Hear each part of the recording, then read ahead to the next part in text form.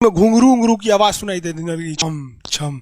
कोई बोलेगा तुम मेरे पिछले जन्म के प्रेम हो, मैं तुम्हें लेने आई हूँ। अच्छा एक चीज देखें, भूत हमेशा महिलाएं बनती हैं, पुरुष भूत बनता है जी। वो तो इसी जन्म में भूत है, उसको क्या अगले जन्म में भूत थोड़े बनाएंगे। इस चीज को ध्यान से देखिएगा, अक्सर आपके साथ होता होगा। हमारी बॉडी का मेन कंट्रोल किसके पास है? मेन कंट्रोल जो है वो 90% रखे हुए ब्रेन।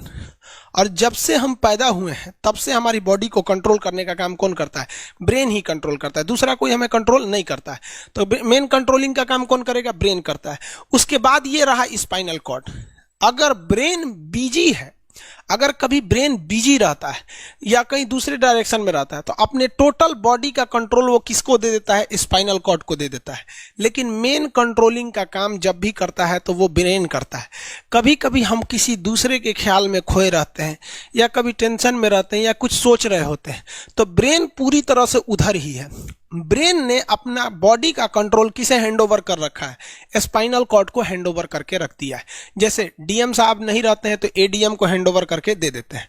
तो जब कभी भी कंट्रोल से बाहर हो जाती है कोई भी चीज, मतलब ये दिमाग कहीं दूसरी ओर बिजी हो जाता है, तो हमारी बॉडी को कंट्रोल कौन करने रहता है? Spinal cord.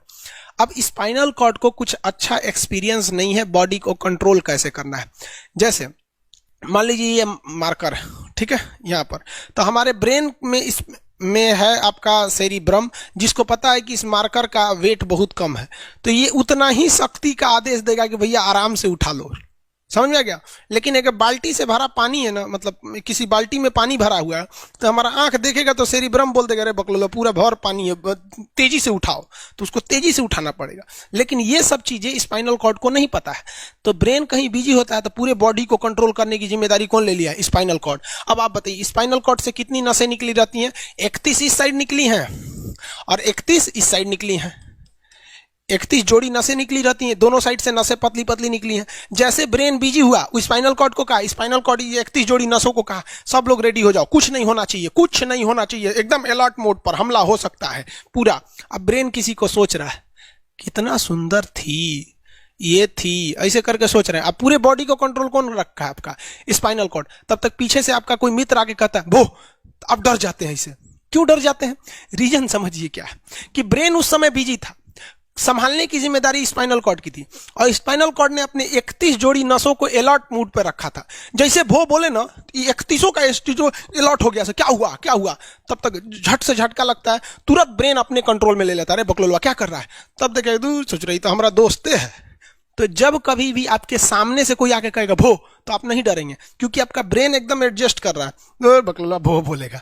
लेकिन जब कभी आपका ब्रेन दूसरे ओर होता है और आपकी बॉडी का कंट्रोल का टेक ओवर स्पाइनल कॉर्ड ले रखा है, तो चौंक जाते हैं आप लोग। जानवरों के पास भी दिमाग होता है, लेकिन वो ससुरा अपडेटेड नहीं रहता है, सब बहुत कैपेसिटी कम रहती है। इसलिए जानवरों में भी देखिएगा ना, अगर आपकी गाय अगर भाग गई है, एक बार हमारे घर की एक गाय थी, उसको डॉक्टर के पास ले गए थे लोग, 8 किलोमीटर दूर डॉक्टर था वहां पे, वहां पे लेके गए थे लोग, उसको कुछ प्रॉब्लम हो गया था, डॉक्टर सुई दिया ना, गाय तुड़ा के भाग गई।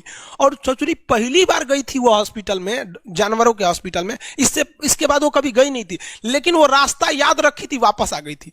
जानवरों में रास्ता याद रखने की क्षमता बहुत जबरदस्त थी। इसलिए देखिएगा शहरों में, खास करके पटना वगैरह में, दिल्ली वगैरह में, तो लोग गाय को पालते हैं और इतना तकलीफ लगती है कि उसे सड़क पर छोड़ देते हैं, वो बेचारी प्लास्टिक खा के मर जाती है, लेकिन इतनी वफादार होती है कि दिन में घूम फिर के आती है और शाम को अपने मालिक के पास आ जाती है, और वो बेचारा दूध दूह लेता है, वहीं चली जाती है। तो जानवरों के पास भी सेरिब्रम होता है, स्पाइनल कॉर्ड होता है, सब कुछ होता है। जानवरों के पास भी पटाखा फोड़िएगा तो वो भी चौंक जाती है सब, भैंस तो तुरा जाती है सब, तो सब होता है। लेकिन उनकी कैपेसिटी इतना कम रहती है ना कि वो ज्यादा देर तक याद नहीं रख पाती है। लेकिन कुछ जानवरों की कैपेसिटी बड़ी रहती है, तो वो पालतू कहलाते हैं।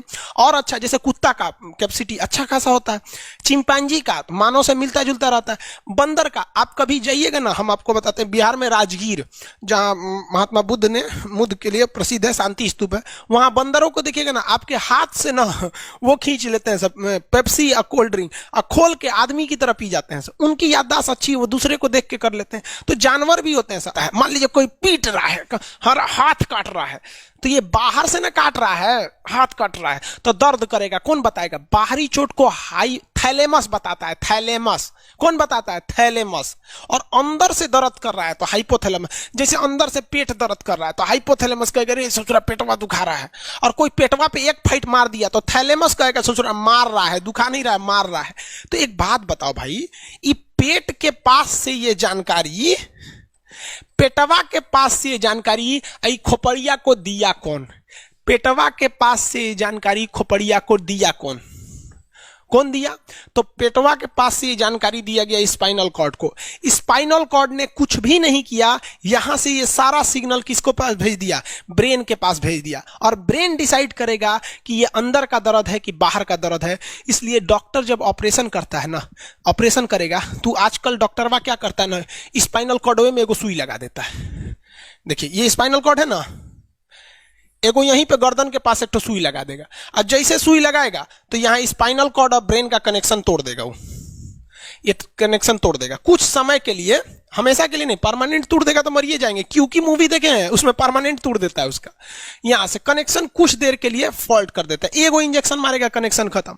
अब आप इधर काट पुट कुचू कर दीजिए, उसको कोई असर नहीं करने वाला है। तो आजकल जो ऑपरेशन किए जाते हैं वो स्पाइनल कॉर्ड में इंजेक्शन देकर कर दिया जाता है, जिससे कि आपके ब्रेन तक यहां से जानकारी नहीं पहुंच पाती है।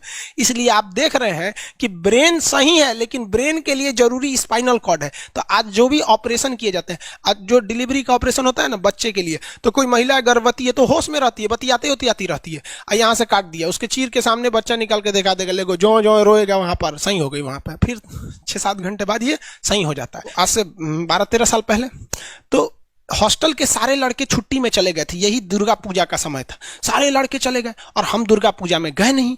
और पूरे हॉस्टल के कैंपस में, अब वही सरकारी हॉस्टल बहुत बड़ा होता है, अकेले हम ही थे।